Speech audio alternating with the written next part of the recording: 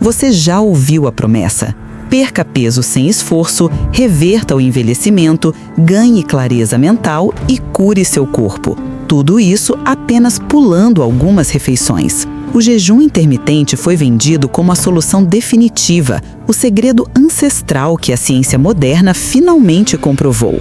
Mas e se essa promessa for, na verdade, uma das meias-verdades mais perigosas da indústria do bem-estar? E se para milhões de pessoas seguir esse conselho popular não for um caminho para a saúde, mas um gatilho para o desastre? A verdade é que o ídolo do jejum está prestes a cair e a queda será barulhenta.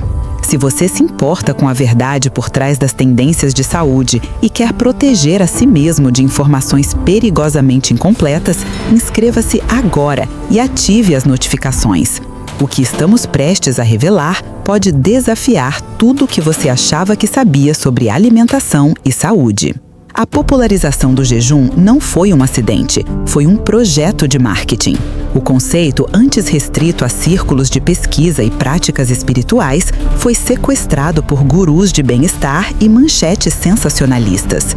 Eles pegaram estudos complexos com participantes rigorosamente selecionados e monitorados e os destilaram em slogans fáceis de digerir. Coma por 8 horas, jejue por 16. O que foi convenientemente omitido foram os asteriscos, as notas de rodapé, os avisos cruciais sobre quem nunca deveria tentar isso sem supervisão. A nuance foi sacrificada pela viralidade. A mensagem foi simplificada para vender livros, cursos e a ideia de uma solução mágica. O problema é que quando se trata do corpo humano, a simplificação excessiva não é apenas errada, é perigosa. Eles criaram um movimento global baseado em uma premissa incompleta, ignorando deliberadamente os sinais de alerta que a própria ciência apontava. Vamos começar a decodificar quem está na linha de frente desse perigo. O primeiro grupo, e talvez o mais óbvio, são pessoas com um histórico de transtornos alimentares. Para um indivíduo que já lutou contra anorexia, bulimia ou compulsão alimentar, o jejum não é uma ferramenta de saúde, é uma recaída esperando para acontecer. A prática legitima e até glorifica a restrição, o controle obsessivo e a desconexão dos sinais naturais de fome e saciedade do corpo. Ele mascara um comportamento desordenado sob o véu da disciplina e do biohacking. Fisiologicamente, o ciclo de restrição extrema seguido por uma janela de alimentação pode desencadear episódios de compulsão, reforçando um ciclo vicioso de culpa e punição. É como entregar um copo de uísque a um alcoólatra em recuperação e chamá-lo de hidratação estratégica. O risco psicológico e físico é simplesmente catastrófico. A seguir, temos 2 grupos cuja fisiologia entra em conflito direto e perigoso com a prática do jejum: diabéticos, especialmente os do tipo 1, e mulheres grávidas ou amamentando. Para um diabético que depende de insulina, jejuar sem um ajuste meticuloso e constante monitoramento médico é brincar de roleta russa com os níveis de açúcar no sangue. O risco de hipoglicemia severa, uma queda perigosa da glicose, é iminente e pode levar a convulsões, coma ou até mesmo à morte. Para gestantes, o raciocínio é ainda mais fundamental. Elas não estão comendo por 1, mas por 2. Um feto em desenvolvimento requer um suprimento constante e ininterrupto de nutrientes para construir seu cérebro, seus órgãos e seu esqueleto. Interromper esse fornecimento vital pode ter consequências irreversíveis para o desenvolvimento do bebê. Da mesma forma, uma mãe que amamenta precisa de calorias e nutrientes extras para produzir leite de qualidade. O jejum pode comprometer não apenas a quantidade, mas a composição nutricional do leite, privando o recém-nascido do que ele mais precisa.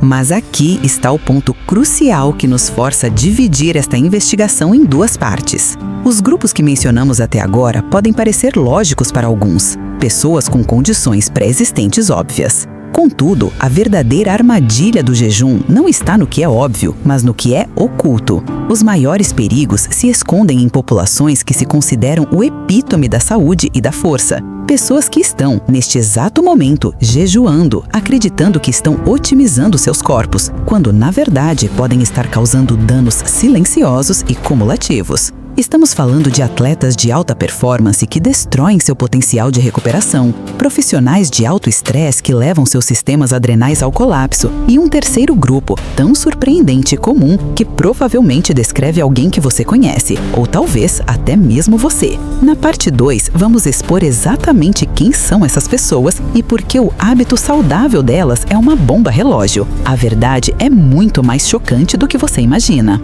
Mas os dois grupos que faltam são os mais contraintuitivos, muitas vezes escondidos sob uma fachada de saúde impecável. O quarto grupo de risco são os atletas de alta performance. Parece um paradoxo, pois eles parecem os candidatos ideais para qualquer otimização corporal. A verdade, no entanto, é que seus corpos operam no limite da capacidade humana, com demandas energéticas e nutricionais astronômicas. Submeter esse sistema a períodos de jejum é como forçar um motor de Fórmula 1 a correr com o tanque quase vazio. O risco de catabolismo, a quebra de tecido muscular para obter energia, é imenso. A performance despenca, a recuperação se torna um pesadelo e o sistema hormonal, especialmente em mulheres, pode entrar em colapso, resultando em lesões e na perigosa síndrome de deficiência energética relativa no esporte. A busca por 1% a mais de performance pode, ironicamente, levar a um retrocesso de anos. E agora, o quinto e mais chocante grupo, aquele que afeta milhões que buscam no jejum uma solução sem perceber que estão adicionando gasolina ao fogo. Pessoas sob estresse crônico ou com fadiga adrenal.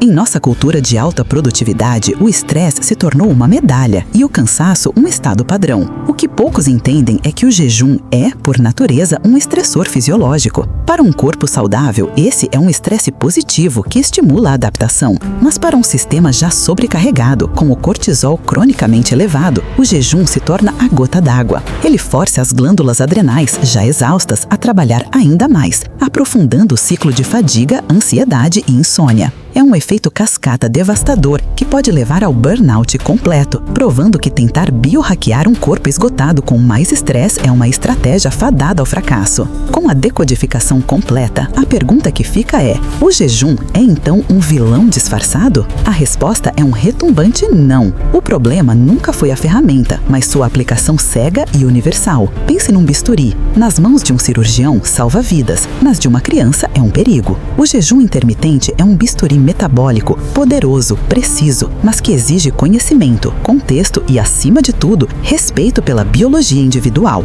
A cultura de bem-estar o transformou num martelo, uma solução bruta vendida por gurus que ignoram as nuances em troca de viralidade. Eles venderam a promessa, mas esconderam o manual de instruções. Se essa mudança de perspectiva está fazendo sentido para você e se está cansado de soluções tamanho único, deixe um like para essa mensagem chegar a mais pessoas e comente bioindividualidade para mostrar que você entende o recado. Este novo paradigma nos afasta da obediência cega e nos aproxima da autoconsciência.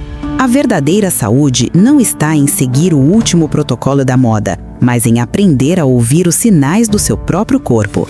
Trata-se de entender a sua bioindividualidade. O que funciona para um homem de 50 anos com resistência à insulina pode ser desastroso para uma mulher de 25 anos com um ciclo hormonal delicado. Antes de sequer considerar o jejum, você precisa se tornar um detetive da sua própria saúde. Como está sua qualidade de sono? Seus níveis de energia são estáveis ou você vive em uma montanha russa? Como está sua saúde digestiva? Para as mulheres, onde você está em seu ciclo? Ignorar essas perguntas é como construir um arranha-céu sem verificar a fundação. Você não é uma estatística. Você é um ecossistema complexo e único, e suas escolhas de saúde devem refletir essa verdade fundamental. No final, o código não foi quebrado para destruir o jejum, mas para libertá-lo da prisão do dogmatismo. Ele não é um ídolo a ser adorado, nem um demônio a ser temido. É uma ferramenta avançada, reservada para indivíduos e momentos específicos. O poder não está no ato de não comer, mas na sabedoria de saber se, quando e como fazê-lo com segurança. Você agora tem o poder de dizer não a uma tendência que não te serve. Mas entender quem não deve jejuar é apenas metade da equação. A outra metade, e talvez a mais importante, é saber como aplicá-lo corretamente caso você seja um candidato viável.